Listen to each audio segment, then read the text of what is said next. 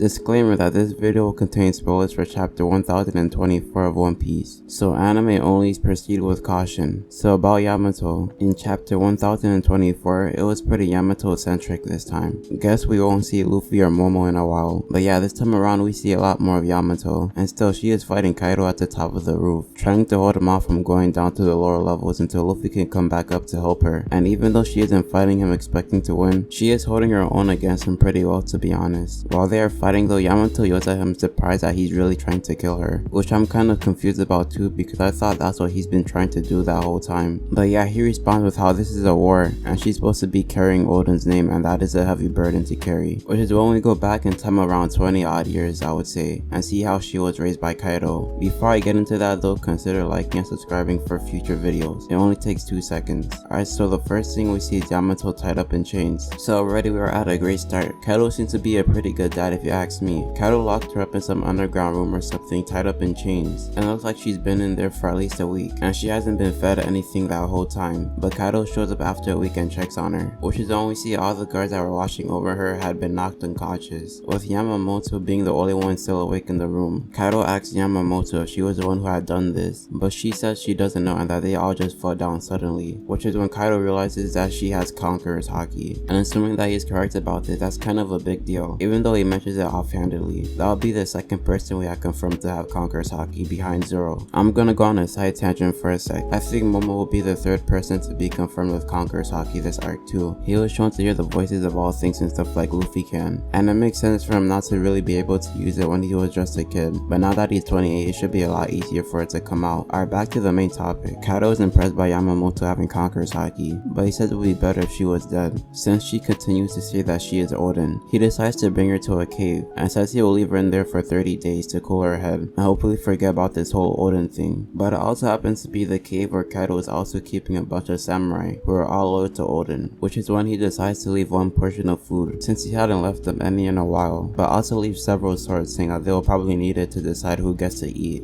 Terrified, Yamamoto tells Kaido that they will kill her for being his kid, but he just said that she's Oden so it shouldn't be a problem, and leaves.